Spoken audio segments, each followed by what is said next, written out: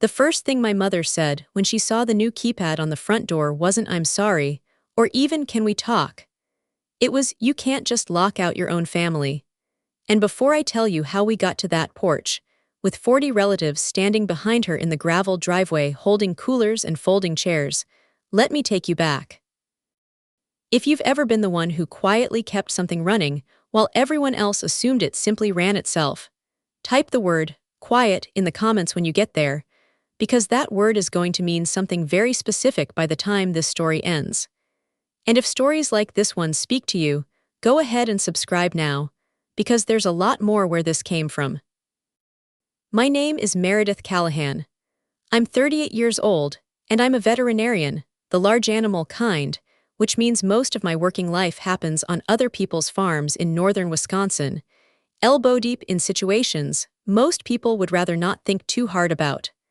I mention that because it matters to how this story goes. When you spend your career telling farmers hard truths about animals they love, a lame horse that isn't coming back sound, a herd that needs to be tested and possibly culled, you learn to say difficult things plainly and without flinching, because softening the truth too much just makes the eventual reckoning worse for everyone involved. I did not always apply that skill to my own family. It took me the better part of a decade to figure out why. The lake house at the center of all of this sits on Birch Hollow Lake, about 2 hours north of where I grew up outside Wausau, a modest 4-bedroom cedar-sided place with a screened porch and a dock my great-uncle Walt built by hand in the summer of 1979. Walt was my grandmother's younger brother, a bachelor his whole life, a retired machinist who spent 40 years working the floor at a paper mill, and every dollar he could spare on that lake property, buying the land in installments starting in 1974 and finishing the house himself over the better part of a decade. He never had children of his own. He treated my mother and her cousins like nieces and nephews, and by extension, he treated all of us grandnieces and grandnephews like family too, which meant that every summer of my childhood, the Callahans and half our extended relatives descended on that lake house for 2, sometimes 3 weeks at a stretch, swimming off Walt's dock, eating corn Walt grew in a garden patch behind the garage, falling asleep to the sound of loons, while the adults played cards on the screened porch until well past midnight. What almost nobody in my family knew, what I did not fully understand myself until I was 30 and sitting across a desk from a probate attorney, was that Walt had never intended for that lake house to become communal family property split evenly among a dozen relatives, the way everyone always assumed it eventually would. Walt died in March of the year I turned 30, at 86, of a stroke that took him quickly and by all accounts without much suffering, and when his will was read a few weeks later, it turned out he had left the lake property, the house, the dock, the 11 acres of wooded shoreline around it, solely to me, with a short handwritten note attached that the attorney read aloud in a small conference room in Rhinelander. Meredith's the only one who ever asked me how the well pump worked instead of just assuming it would keep working forever. Give it to her. She'll take care of it, and she won't let anyone run it into the ground out of laziness. My mother, sitting beside me in that room, went completely silent for a long moment, and then said, in a tone I would come to recognize over the following years, "Well, I'm sure he meant for you to share it with everyone, that's just how he wrote it down." I want to be honest that I did share it, for years, generously, probably more generously than Walt himself would have advised if he'd been able to watch how it actually played out. I inherited the house free and clear, no mortgage, since Walt had paid it off decades earlier. But I inherited, along with it, roughly $6,000 a year in property taxes, insurance that ran another $1,800, and the ordinary grinding cost of keeping an 80-year-old lake house standing. A new roof in 2019 that cost $14,200, a septic system replacement in 2021 that ran closer to $11,000 after the old one finally failed during a July weekend with 20 people in the house, dock repairs nearly every spring after ice out, a well pump replacement, a new water heater, gutters, a family of raccoons that got into the crawl space one October, and did more damage than I care to fully itemize.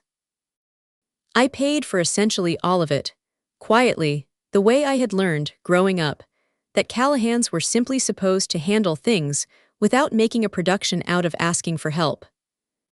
I never once, in 8 years, asked anyone in my extended family to contribute financially, and for the first few summers, I didn't mind that arrangement at all. I loved watching my cousins' kids learn to swim off the same dock I'd learned to swim off. I loved my mother's sister, my Aunt Denise, my Aunt Patris, teaching my young cousins how to fillet a bluegill on the same cutting board Walt had used for decades.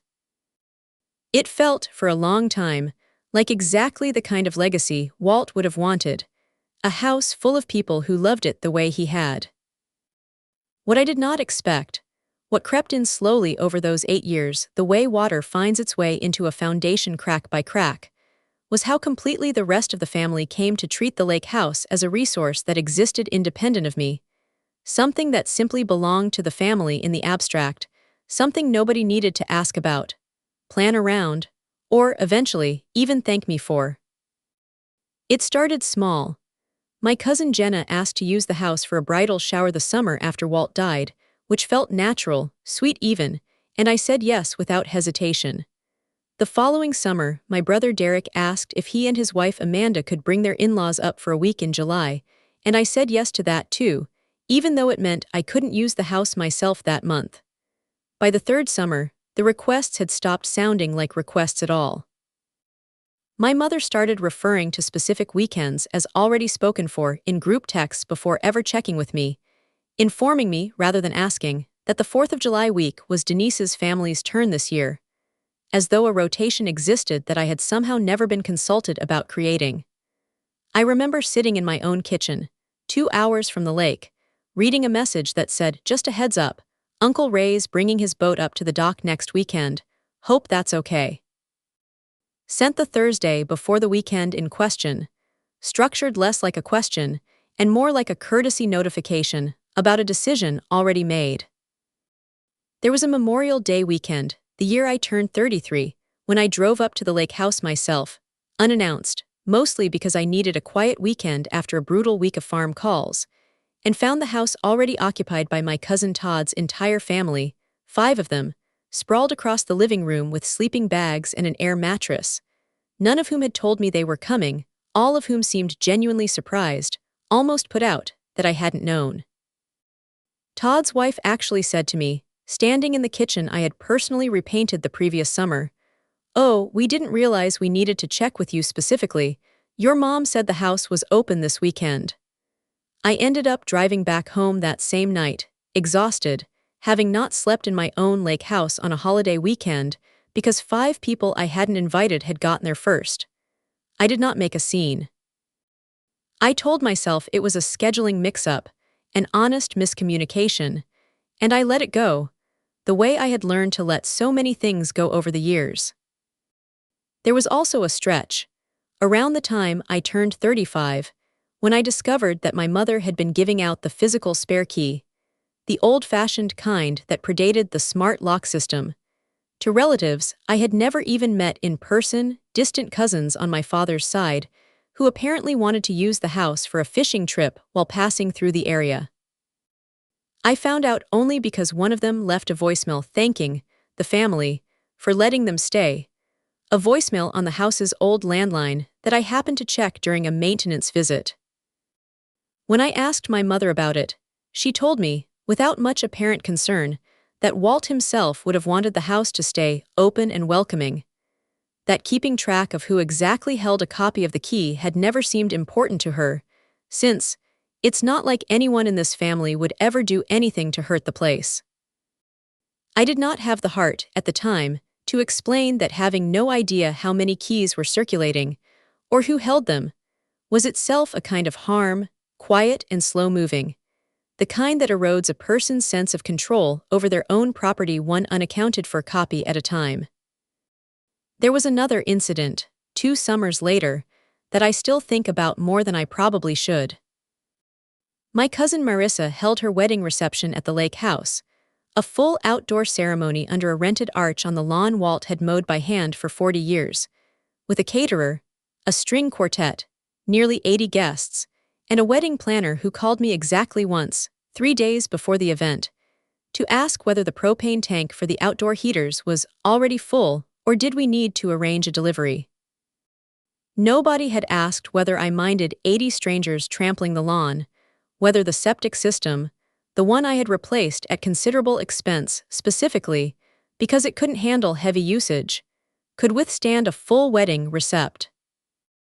Iron's worth of guests using the bathrooms over 6 hours. It could not. The system backed up 2 days after the wedding, while I happened to be up at the house alone doing a routine check, and I spent an entire Saturday on the phone with an emergency septic company, paying an additional $2,200 to have it pumped and inspected, a cost nobody in the family ever offered to help with, because as far as any of them knew or cared to ask, none of it had actually happened. There was also the summer my cousin Todd's oldest son, home from his first year of college, borrowed Walt's old fishing boat, the same 14-foot aluminum boat Walt had kept meticulously maintained for decades, without asking anyone, and ran it into a submerged log near the north point of the lake, cracking the hull badly enough that it took on water within minutes. Nobody told me about it for nearly 3 weeks. I only found out because I drove up one Saturday and noticed the boat missing from its usual spot on the lift, and when I asked around, Todd told me, almost sheepishly, that his son had banged it up a little, and that he'd figured someone would mention it eventually. The repair, when I finally had it hauled to a marine shop in Rhinelander, came to $1,700, money I paid without argument, because by that point arguing had started to feel like more effort than it was worth, and because some part of me still believed that keeping the peace mattered more than keeping the ledger even. There was a Labor Day weekend, 2 summers before the reunion, when I arrived at the lake house to find the screened porch, the one Walt had built with such care, strung with cheap dollar store string lights that had been stapled directly into the original cedar trim, leaving small puncture holes I would later have to fill and sand before repainting. My cousin's teenage daughter had done it for a birthday party nobody had mentioned to me in advance, and when I gently asked her mother about the staples, she told me with a small laugh, "Oh, it's just wood, Meredith. It's not like it's a museum." I did not say what I was thinking in that moment, which was that the wood in question had been milled by a man who was no longer alive to defend how his own porch got treated, and that some things matter precisely because they are not replaceable, whether or not anyone else recognized that. I want to be specific here, because vague resentment is easy for people to wave away, but specific numbers are harder to argue with. Over 8 years of ownership, I calculated, sitting down one January with a spreadsheet the way I imagine most overworked, under-acknowledged people eventually do, that I had personally spent just over $98,000 keeping that lake house standing. Taxes, insurance, the roof, the septic system twice, the dock, the well pump, the raccoon damage, routine maintenance, a new furnace the winter before last that ran $6,300 after the old one finally gave out during a February cold snap. In that same 8 years, exactly one relative, my Aunt Patris, had ever spontaneously handed me money toward expenses, $300 pressed into my hand after a particularly long weekend with the words, "Just for gas and groceries, I know you do a lot for this place." Everyone else simply used it, generation after generation, the way you'd use a public park, assuming, apparently, that upkeep was a background process that occurred without anyone's active participation. If you've ever quietly paid for something everyone else assumed was free, tell me in the comments where you're watching this from tonight, because I have a feeling this story is going to feel familiar to more people than just me. I never told most of my extended family that I alone held the deed. My mother knew, technically, because she had been in that conference room in Rhinelander when the will was read, but she talked about the house, consistently, as though it belonged to the family, in some collective sense, a framing I let stand for years because correcting it felt combative, felt like something that would make me the difficult one at every holiday gathering for the rest of my life. My brother Derek, I don't think, ever fully processed that Walt had left the property to me specifically rather than to the grandkids broadly. My cousins mostly seemed to believe some vague, unexamined version of shared inheritance, the kind of assumption families build when nobody bothers to correct the record and everybody benefits from not asking too many questions. I kept a lawyer on retainer for the property, a woman named Colette Acaffer in Rhinelander who had handled Walt's estate and who I'd kept on afterward, mostly for the annual tax filings and the occasional insurance dispute. But also, I think, because some part of me wanted a professional record of what actually belonged to whom, even if I never planned to use it again. Sent anyone. There was a specific conversation with my mother, about a year before the reunion planning started, that I think about often now. We were sitting on the dock one evening, just the two of us, and I mentioned, carefully, that I'd been thinking about eventually formalizing some kind of written policy for how the house got used, just so things didn't rely so heavily on word of mouth and assumption. My mother's response surprised me at the time with how quickly it turned defensive.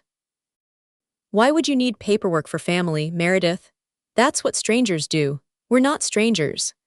I remember not having a good answer for her in the moment, mostly because I didn't yet have the language for what I was actually trying to protect, which wasn't the house from strangers at all, but my own sense of being seen from an entire family's practiced habit of not looking too closely. I let the conversation drop. It would be another year before I understood exactly what that unwillingness to formalize anything had actually been protecting, and it wasn't the family's closeness. It was everyone's ability to keep benefiting from an arrangement nobody had to examine too honestly.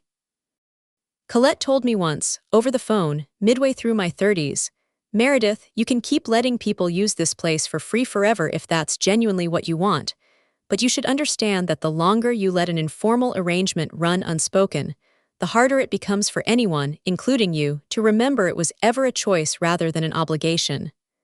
I heard her. I did not act on it, not yet. The moment that changed everything started, innocuously enough, in a family group chat the March before this past summer, a chat titled Callahan Clan, which had existed for years, and which I mostly used to see photos of my cousin's kids. My brother Derek posted, on a random Tuesday evening, that he and Amanda had been talking, and that with the Callahan side of the family growing every year, new babies, new spouses, cousins scattered across 3 states now, it's time we finally do a real reunion at the lake house. The whole clan, one big weekend, maybe even make it an annual tradition going forward. The message got 40-some replies within an hour, everyone enthusiastic, my mother chiming in almost immediately with, "I love this. Walt would have loved this. Let's make it happen this summer." As though the lake house were simply a shared civic resource waiting to be scheduled rather than a private property with a single owner who happened to be sitting quietly in that same group chat, reading every message, having been asked nothing. Over the following 2 weeks, the plan grew legs faster than I could keep track of. My cousin Jenna, the same one whose bridal shower had been the very first request I'd ever said yes to, created a shared spreadsheet for RSVPs. Someone, I never did figure out who, ordered custom t-shirts printed with Callahan Family Reunion, Birch Hollow Lake, and a little cartoon loon on the back, 72 shirts at $11 each, distributed at the following month's Easter gathering as though the reunion were already an established fact, rather than a plan nobody had run past the person who owned the property. My mother mentioned, at that same Easter dinner, almost offhandedly, passing the mashed potatoes, that she'd been thinking the lake house reunion should really just become a permanent yearly thing now, the way it used to be back when Walt was alive. A phrasing that struck me even then, since the house had never, actually, hosted the entire extended family at once, not even when Walt himself was alive and well and making every decision about it personally. In the weeks after Easter, I found myself doing something I hadn't done before, quietly documenting the group chat, screenshotting messages as they came in, not because I had decided yet what I was going to do with them, but because some instinct told me I would want a record later of exactly how this had unfolded, message by message, decision by decision. None of them ever actually addressed to me as a question I could answer rather than a plan I was simply expected to accommodate. I watched my cousin Marissa, the same one whose wedding had backed up my septic system 2 years earlier, volunteer to handle the caterer situation, booking a barbecue company out of Rhinelander for Saturday's dinner without ever once messaging me directly to confirm the kitchen's capacity or whether outside vendors were even something I was comfortable with on the property. I watched my mother post a poll asking whether people preferred the reunion theme to be loons and lanterns or Callahan Campfire Classic. A decision, I remember thinking bitterly, that had apparently required more direct input from the extended family than the actual question of whether I wanted 43 people on my land in the first place. I raised the subject once, carefully, at that Easter din. Saying I thought a big reunion sounded lovely, but that we should probably talk logistics, since the house only slept 11 comfortably, and the septic system had failed once already under far less strain than 40-plus people would put on it. My mother waved this off almost immediately, saying, "Oh, people can pitch tents or stay at the motel in town. We're not asking you to host everyone inside the house, Meredith, just to open the property up for the weekend." I noticed, even as she said it, that "open the property up" had become the operative phrase, something spoken about the house as though it were a public facility awaiting scheduling rather than a private home I had personally kept from falling apart for 8 years. Mostly alone, mostly unnoticed. The plan solidified over the following 2 months into something considerably larger than a casual family gathering. The reunion date was set for the second weekend of July, a full 3-day event, Friday through Sunday, with an estimated 43 attendees according to Jenna's spreadsheet, a rented tent for the lawn, a hired caterer for Saturday's main dinner, a professional photographer booked for a family portrait session down at the dock, and most strikingly, a proposal floated by my brother Derek in the group chat about 6 weeks out. That the family should look into formalizing some kind of shared trust or LLC for the lake house going forward, so future generations always have access no matter what, instead of it just sitting in one person's name. That message sat in the group chat for 2 full days before I responded to anything in it, mostly because I needed that time to fully absorb what I was reading. My own family, without ever once asking me directly whether I wanted to give up sole ownership of a house I had paid nearly $100,000 to maintain, was casually discussing restructuring my inheritance into a shared entity, in a group text, as though my consent were a formality to be handled later, once the plan was already too far along to reasonably object to. I did not respond in the group chat. I called my mother instead that same evening and asked her plainly whether she understood that Derek's suggestion involved legally altering who owned the property. She told me in a tone that has stayed with me since, "Meredith, don't be so dramatic. Nobody's trying to take anything from you. We just think it's time this stopped being about one person and started being about the whole family, the way Walt would have wanted." I asked her how she knew what Walt would have wanted, given that Walt had, in fact, put the property in my name specifically, in writing, with an explanation attached. She was quiet for a moment and then said, "Well, I think he would have wanted us all to grow past that eventually," which is a sentence I have turned over in my mind many times since, because it is, when you actually examine it, an admission that everyone involved understood exactly what Walt's will had said, and had simply decided, collectively, that his stated wishes had an expiration date convenient to them. I let the reunion planning continue.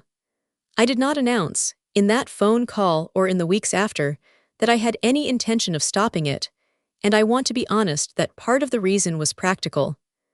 I did not yet know what I actually wanted to do, and I did not want to make a decision out of anger that I would regret once I'd had time to think it through properly. I called Colette Acaffer the following week and asked her, hypothetically, what my options were if a large, unsanctioned gathering took place on my property against my wishes, and what the actual liability exposure looked like if, say, 40-some people descended on a septic system rated for a fraction of that load, or if someone got hurt on a dock that hadn't been professionally inspected in 3 years. She walked me through it calmly, the way she always did, and told me near the end of the call, "Meredith, you're allowed to say no to this. You know that, right? You don't need a liability argument to justify protecting your own property." "I don't want to" is a complete sentence. I sat with that for a long time after we hung up. The week before the reunion, I drove up to the lake house alone, on a Wednesday, ostensibly to do a walkthrough and make sure everything was in order for the weekend, though some part of me, I think, already knew what I intended to do before I fully admitted it to myself. I hired a locksmith out of Rhinelander, a man named Pete who had installed the original smart lock system on the front and back doors 2 years earlier, after a break-in scare at a neighboring cabin had made me nervous about the old-fashioned keys that had circulated, uncounted and untracked, among probably 15 different relatives over the years. Pete came out that afternoon and reprogrammed both locks, wiping every existing access code from the system, including the one my mother had, the one Derek had, the one that had been floating around the extended family, copied and recopied, since the year after Walt died. I kept the only new code for myself. I did not tell anyone. I want to be honest that this is the part of the story where the decision could look, from the outside, like something colder than it actually felt from the inside. I was not trying to humiliate anyone, and I was not doing it out of spite, though I understand completely why it looked that way to the people standing in that driveway 3 days later. I was doing the only thing I could think of that would force an actual, honest conversation, instead of another decade of quiet, unspoken assumption. Colette had told me, near the end of our call, sometimes the only way people finally understand a boundary is when they physically run into it. And I thought about that the entire drive back down to Wausau that Wednesday evening, windows down, radio off. Turning the whole plan over in my mind like a stone, I couldn't quite stop rubbing between my fingers.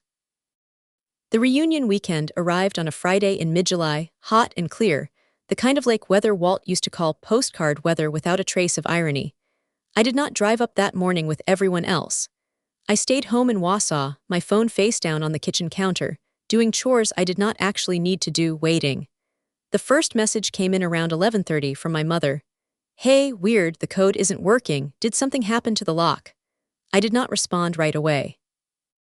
The messages that followed came faster, first from Derek, then from Jenna, then from an aunt I hadn't heard from in over a year, each one slightly more confused, slightly more irritated than the last, culminating in a phone call from my mother that I let go to voicemail. And then, 20 minutes later, a second call I finally answered, standing in my own kitchen 2 hours away, listening to the specific, controlled panic in her voice as she explained that the whole family was standing in the driveway with a rented tent, still folded in the back of Derek's truck and nowhere to put it. I spent those 2.5 hours before I finally answered doing something that surprised even me, mostly just sitting on my back steps with a cup of coffee, watching my own 2 dogs chase each other around the yard, feeling the specific, unfamiliar sensation of not immediately rushing to smooth something over. I had spent so many years being the one who fixed things quietly, who absorbed costs and rearranged schedules and swallowed comments at Thanksgiving dinners, that simply sitting still, while a problem I had caused unfolded 2 hours away felt almost physically strange, like holding a muscle in a position it had never been asked to hold before. I did not feel cruel. I felt, if anything, oddly calm, the way I imagine a dam might feel, if a dam could feel anything, finally allowing water to do what water had always wanted to do.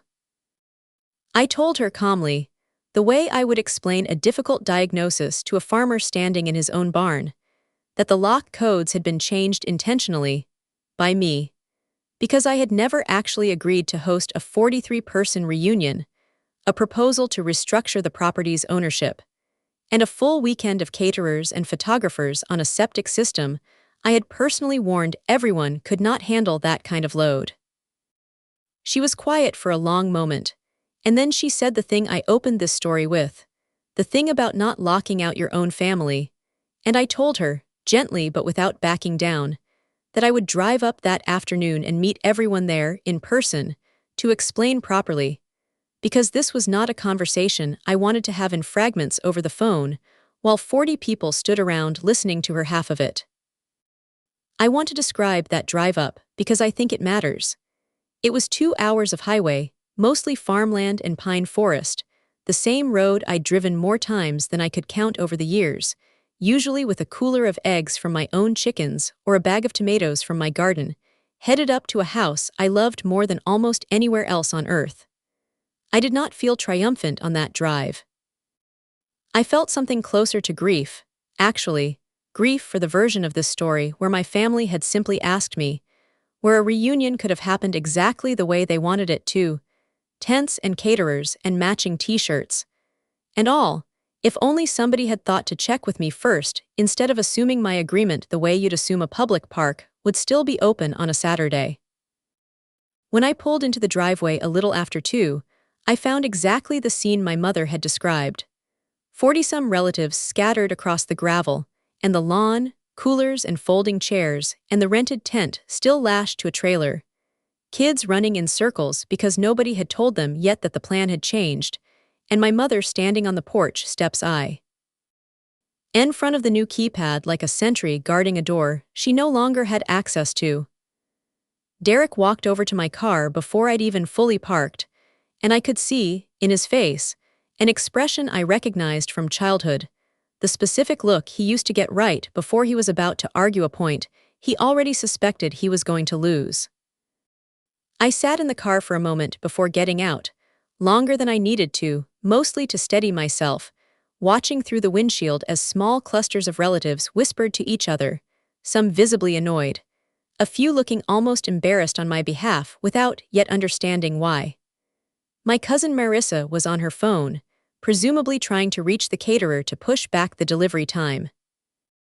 A group of younger cousins had already started a half-hearted game of cornhole on the lawn, oblivious to the tension building around the porch, the way kids often are, and I remember envying them for it, briefly, before finally opening the car door. I did not raise my voice. I got out of the car, and I asked everyone calmly to gather on the lawn, and I told them I had something to explain that I should have explained years earlier, and that I was sorry it was landing on the same day as a reunion they had clearly put real effort and money into planning. I laid it out plainly, the way Colette had once suggested I might someday need to. That Walt had left the lake house to me specifically, in writing, 8 years earlier, with a note explaining why.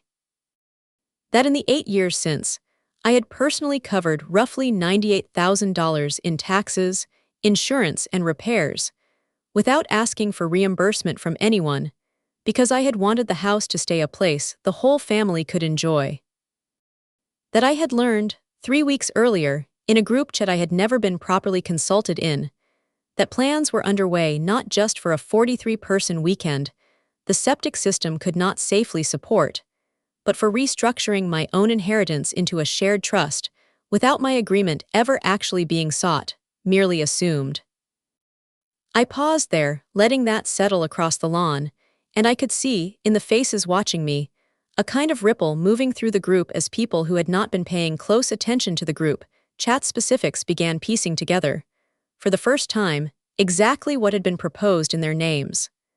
Someone near the back, I never did find out who, said quietly, "Wait, we were going to take her name off the deed." And I remember thinking that single question, asked by someone who had genuinely not understood the implications of what they'd been enthusiastically nodding along to for weeks, said more about how casually the whole plan had been assembled than anything else that happened that afternoon.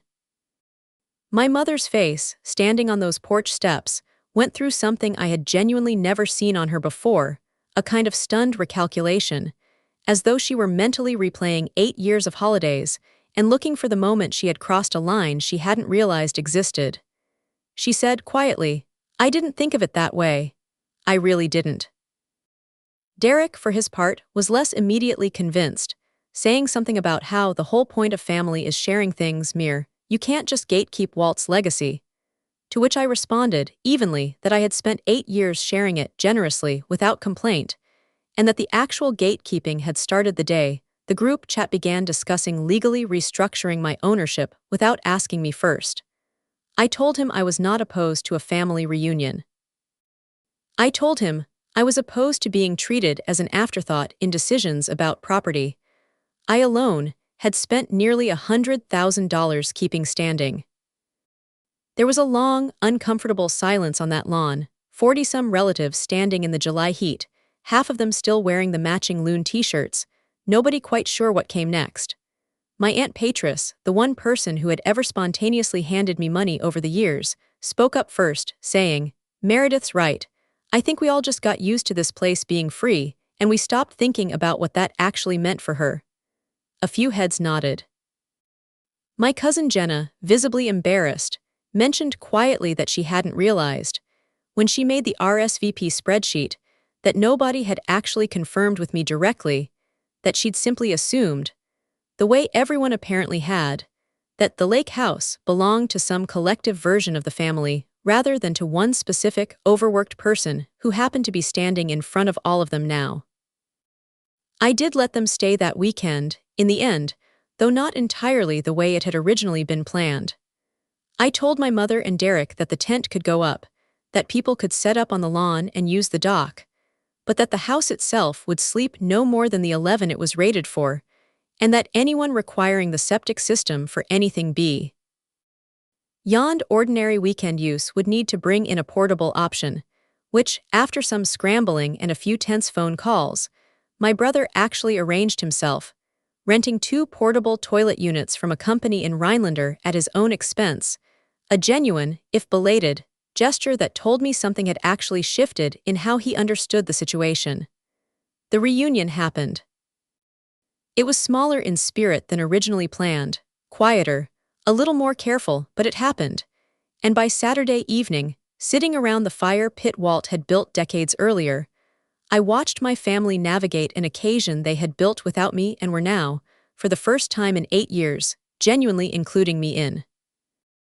The actual formal conversation, the one with documents and numbers rather than a driveway confrontation, happened the following week, back in Wausau at my kitchen table, with my mother and Derek present and Colette joining by video call from her office. I laid out the 8 years of expenses in an itemized printout Colette had helped me prepare. The roof, the septic system twice, the dock repairs, the well pump, the raccoon damage, every dollar accounted for and dated. I proposed, rather than simply continuing to absorb everything alone or shutting the family out entirely, a formal arrangement going forward. An annual family contribution fund, administered by me but tracked transparently in a shared document, with a modest suggested contribution per household per year, and a requirement that any gathering larger than the house's rated capacity be scheduled and approved with me directly, in writing, at least 6 weeks in advance. My mother agreed almost immediately, visibly relieved to have an actual structure to point to instead of an unspoken assumption she now understood had been unfair for years. Derek took longer, asking several pointed questions about how the fund would be managed, whether it implied he no longer had any claim to the property at all. Questions I answered patiently, because I understood, underneath the defensiveness, that he was grieving a version of shared ownership he had never actually possessed but had genuinely believed in. Colette, on the video call, walked everyone through the itemized printout with the same patient, unhurried tone she used for every client, pointing out specific line items as she went. The septic replacement, the roof, the winter the furnace failed during a cold snap that dropped the pipes below freezing for 4 days straight before I could get a technician out. My mother kept shaking her head slightly as Colette read through the numbers, murmuring, at one point, almost to herself, "I had no idea it was this much. I really thought Walt's estate had covered most of the big stuff before he passed." I told her, as gently as I could, that Walt's estate had covered exactly nothing beyond the house itself, since he'd spent the last years of his life on a fixed pension and hadn't left much beyond the property and a modest life insurance policy that had gone toward his own funeral costs. Derek asked, at one point, whether I resented all of them, and I told him honestly that resentment wasn't quite the right word, that what I actually felt was closer to a kind of tired loneliness, the specific loneliness of being the only person in a large, loving family who understood what it actually took to keep something they all loved standing. We spent almost 2 hours at that table, longer than any single conversation we'd had about the lake house in the previous 8 years combined, working through details. How the contribution fund would be tracked, who would send reminders each spring, what would happen if a household simply couldn't afford their share in a given year, a question my mother raised with real concern, since she knew several cousins were stretched thin financially. I told her that nobody would ever be excluded from visiting over an unpaid contribution, that the fund was meant to be a gesture of shared responsibility rather than a paywall, and I watched something in her posture relax when I said that, as though she had been bracing, the whole conversation, for me to turn into someone harder than I actually was. The weeks that followed unfolded in ways that were, honestly, more subdued than dramatic, which felt right, since I had never wanted to punish anyone, only to finally be seen for what I had quietly been doing for nearly a decade. My mother called me more often that summer than she had in years, not always about the lake house, sometimes just to talk, and I noticed, gradually, that she had stopped referring to the property as the family's in that vague, ownerless way and started saying instead, "Your lake house," a small linguistic shift that told me something real had actually landed. She also, without my asking, started showing up on her own occasional weekends with cash in an envelope. $100 here, $200 there, toward whatever repair happened. Ed to be pending, a habit she has kept up ever since. Derek's path took a little longer.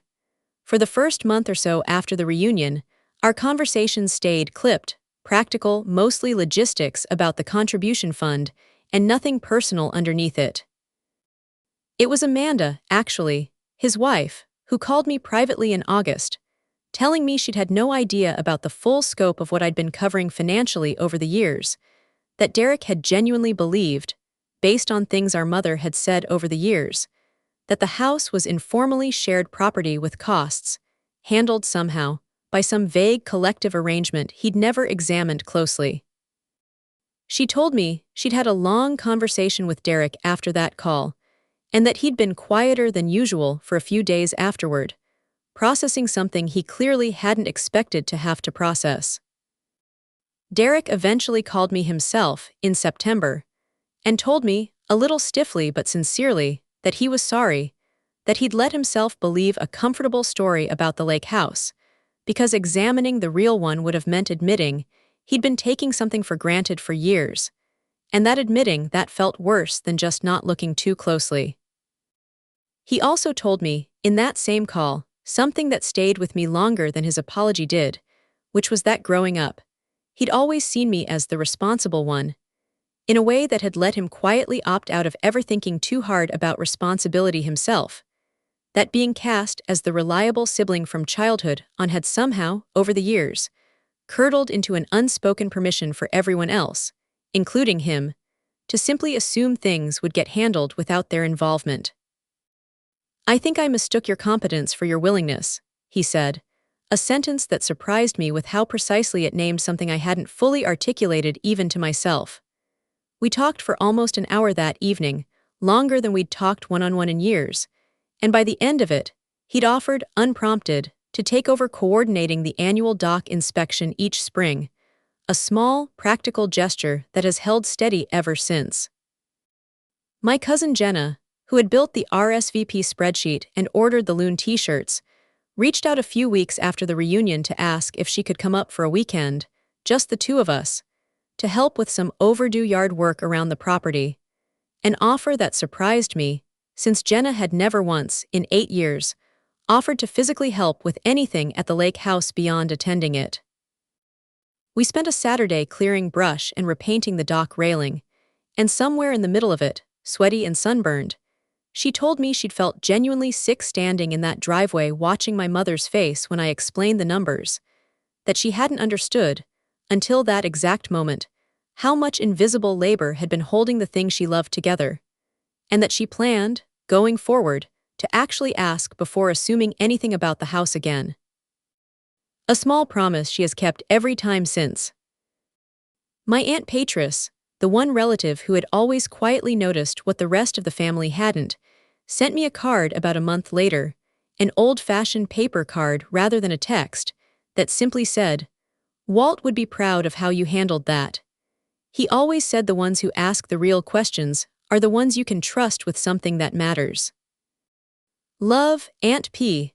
I keep that card in the same kitchen drawer where I keep Walt's original handwritten note from the will reading, 2 pieces of paper, 8 years apart, that together explain more about why that lake house matters to me than any conversation I could have with the rest of the family put together.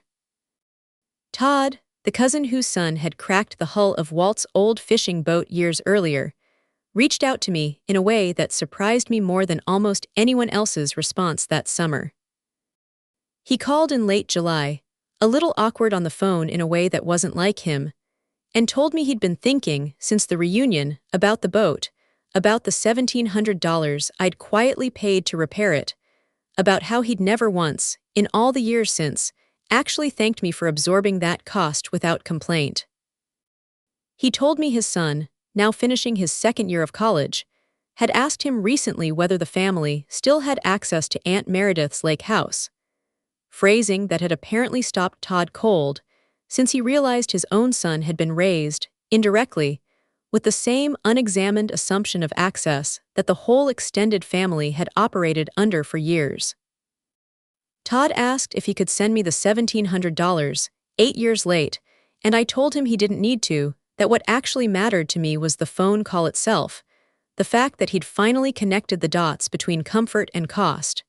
He sent the money anyway, the following week, with a note that just said, "Better late than never. Thank you for Walt's boat. And for everything else we never said thank you for." My mother, over the following months, became something I genuinely hadn't expected her to become, an active, engaged steward of the property in her own right, rather than simply an assumer of its availability. She started a small binder, kept in the lake house's kitchen drawer, of maintenance schedules and emergency contact numbers, the septic company, the well pump technician, the marine shop in Rhinelander, information she compiled entirely on her own initiative after realizing, during that kitchen table conversation, how much invisible knowledge I had been carrying alone for years. She told me, one Sunday call in September, that keeping the binder updated had become, unexpectedly, one of her favorite small projects, that it made her feel like she was finally contributing something real to a place she'd spent years simply enjoying without a second thought. I did not expect a 3-ring binder to move me the way it did, but it did, more than almost anything else that happened that summer. I still own the lake house outright. I still drive up most weekends I can manage, and this past October, I sat on the same screened porch where Walt used to play cards until midnight, watching the maples across the lake turn orange, thinking about how strange it is that it took a locked door to finally get my own family to see something I had been carrying quietly for the better part of a decade. The contribution fund has held steady since July, modest but real, a small collective acknowledgement that keeping a place like that standing is not, in fact, a background process that happens on its own. The reunion itself has become an actual annual tradition now, smaller and better planned than that first chaotic attempt, always scheduled with me directly, always respectful of what the house can and cannot handle, always, now, genuinely a shared thing rather than an assumed one. We held the 2nd annual reunion this past July, almost exactly a year after the first one nearly fell apart in that driveway. It looked very different from the version originally planned. 26 people instead of 43, since several households had opted for a smaller gathering after seeing how much strain the house could actually handle, a rented tent again, but this time paid for jointly out of the contribution fund rather than assumed as a given, and a group text, weeks in advance, where Jenna actually asked me directly, "Does this weekend work for you, and is the guest count still okay with the septic?"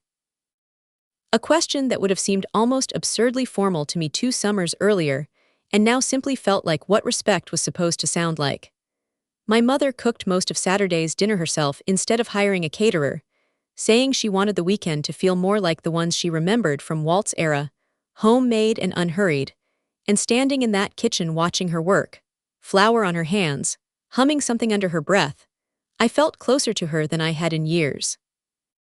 Derek brought his kids down to the dock that Saturday evening and taught his youngest daughter to skip stones the way our own father had taught us decades earlier, and I watched from the porch, the same porch where I'd once had to sand out staple holes from a birthday party nobody told me about, and thought about how much of family life is really just this: small, unremarkable moments accumulating quietly over years, invisible until you step back far enough to see the whole shape of them at once.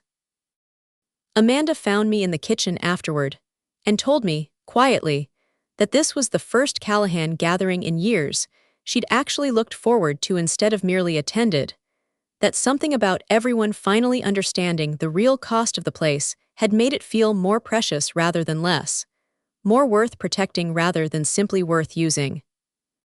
There was one more small moment from that second reunion I want to mention, because it's the one that has stayed with me longest.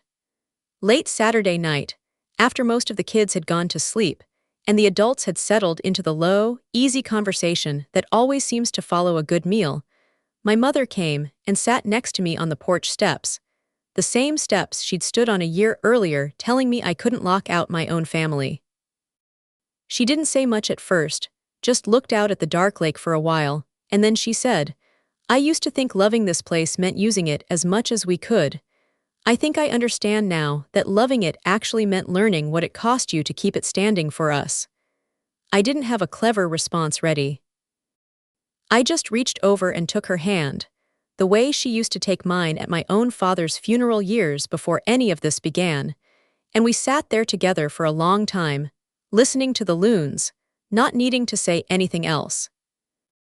That night stays with me more than almost any other memory from that whole strange, difficult year. More even than the driveway confrontation itself, because it was the moment I finally understood that the goal had never actually been to win an argument about ownership. It had been, all along, simply to be seen clearly, by the people I loved most, for exactly what I had quietly been carrying on their behalf, and to have that carrying finally acknowledged out loud instead of assumed into invisibility. My mother's hand in mine on those porch steps felt like the actual resolution of this story, far more than any signed agreement or itemized spreadsheet ever could, because it told me, without a single number attached, that she finally understood. I think about the years before all of this, too, the version of me who used to drive home from that lake house on Sunday evenings, back when I was still absorbing every cost quietly, and how I used to tell myself, somewhere around the county line, that the tiredness I felt wasn't really about money or fairness at all, just ordinary end-of-weekend exhaustion, nothing worth mentioning to anyone. I think about how many Sundays I spent constructing that same small lie for myself, mile after mile, until eventually I stopped noticing I was doing it. It is strange, looking back, how much easier it was to convince myself that nothing was wrong than to risk a single uncomfortable conversation that might have fixed it years earlier. I don't think I was unusually passive or unusually afraid of conflict. I think I simply believed, the way a lot of people believe without ever examining it, that love that keeps score isn't really love at all, when the truth is that love without any accounting eventually stops being sustainable for the person doing all the quiet carrying. Colette told me something else, near the very end of one of our calls that summer, that I have carried with me since. She said, "You didn't fail your family by changing those locks, Meredith. You'd have failed them if you'd let this go on another 8 years, until there was nothing left of your own goodwill to protect the place with it all." I think about that sentence often now, usually on quiet mornings at the lake house, coffee in hand, before anyone else has arrived for the weekend. It reframed the whole story for me, from something that could have felt like betrayal into something that, I've come to believe, was actually the most honest form of care I had left to offer, both to the house Walt trusted me with And to the family I never stopped wanting to protect, even when protecting them meant, for one long July weekend, standing my ground instead of simply opening the door. I did not do any of this because I wanted to punish my family or prove a point at their expense. And if that is the version of this story you came looking for, I understand. But it isn't really what happened. It was about a truth I had let stay quiet for 8 years out of love and habit, and about learning, the hard way, that generosity nobody has to acknowledge eventually stops functioning as generosity at all, and starts functioning as an unpaid, invisible obligation instead. I think about Walt's note from the will reading often. She'll take care of it, and she won't let anyone run it into the ground out of laziness. And I understand now that he wasn't just talking about the septic system or the roof. He was talking about exactly this, about being the person willing to say, eventually, that care and ownership are not the same thing as endless, silent availability. I think, too, about how differently this story might have gone if I had never driven up that Wednesday afternoon 3 days before the reunion, if I had simply let the group chat's momentum carry the weekend forward the way it had been building for 2 months. 43 people, and a caterer, and a proposal to legally dissolve my sole ownership, absorbed quietly the way I had absorbed nearly everything else for 8 years. I don't think my family is unusual in this regard, and that's part of why I wanted to tell this story at all. I think most families have some version of this dynamic tucked somewhere inside them, one person who quietly keeps something running, financially, or emotionally, or logistically, while everyone else builds their plans on top of an assumption they've never once examined closely enough to notice it's an assumption at all. I have started talking with my own patients' owners differently since all of this happened, strange as that might sound. There's a particular moment that comes up often in my work, when a farmer has been quietly absorbing the cost of a sick animal for months, hoping it'll resolve on its own, afraid that calling me in officially will mean facing a bill or a diagnosis they've been avoiding. I recognize something of myself in that hesitation now, the specific exhaustion of carrying a cost alone, because naming it out loud feels harder than simply continuing to carry it. I tell them what Colette essentially told me, that the diagnosis doesn't get worse just because you finally say it out loud, that naming a true thing is almost always kinder, in the long run, than protecting everyone from hearing it. I have also thought a great deal, this past year, about Walt himself, about what it must have been like for him, decades ago, to watch his own extended family slowly assume that his generosity was simply a permanent feature of the landscape, the way the lake itself was, something that would always be there regardless of whether anyone tended to it. I never asked him, while he was alive, whether he'd ever felt the particular loneliness I felt standing in that driveway, explaining 8 years of quiet math to 40 relatives who hadn't known to ask. I suspect he had. I suspect that handwritten note in his will, the one about not letting anyone run the place into the ground out of laziness, was not just practical advice about septic systems and rooflines, but something closer to a confession, one generous, tired man passing a specific kind of understanding down to the one relative he trusted to eventually need it. There is a photograph I keep on the mantel now, taken the summer before Walt died, of him standing on the dock he built with his own hands, squinting into the afternoon sun, looking, in that particular way older men sometimes look, both completely at peace and slightly worn down by everything it had taken to arrive at that peace. I think about that photograph often, especially on the mornings I drive up alone, before anyone else has arrived for the weekend, and let myself sit on that dock in the quiet, coffee in hand, the lake still glassy before the first boat of the day disturbs it. It is, I have come to believe, the single clearest way I know how to honor what he actually left me, not just the wood and the water and the 11 acres of shoreline, but the specific, hard-won understanding that some things are worth protecting loudly enough that the people you love can finally hear you. If there is one thing I would want you to take from this, it is that the people who quietly hold something together, a house, a family gathering, a whole shared history, are so often the very last people anyone thinks to ask before making plans around it, and that staying quiet to preserve a fragile peace is not actually the same as keeping real peace at all. A locked door is not cruelty. It is, sometimes, the only sentence loud enough for people to finally hear the boundary that words alone couldn't seem to make stick. My great-uncle Walt spent 40 years building something with his own hands and then handed it to the one person he trusted to protect it. And I think, in the end, what he actually left me wasn't just a lake house at all. It was permission to stop letting quiet generosity get mistaken for an obligation with no edges. Wherever you're watching this from tonight, if any part of this story found you, tell me in the comments. And if you want more stories like this one, go ahead and subscribe, because there's always another door worth finally locking and unlocking on your own terms.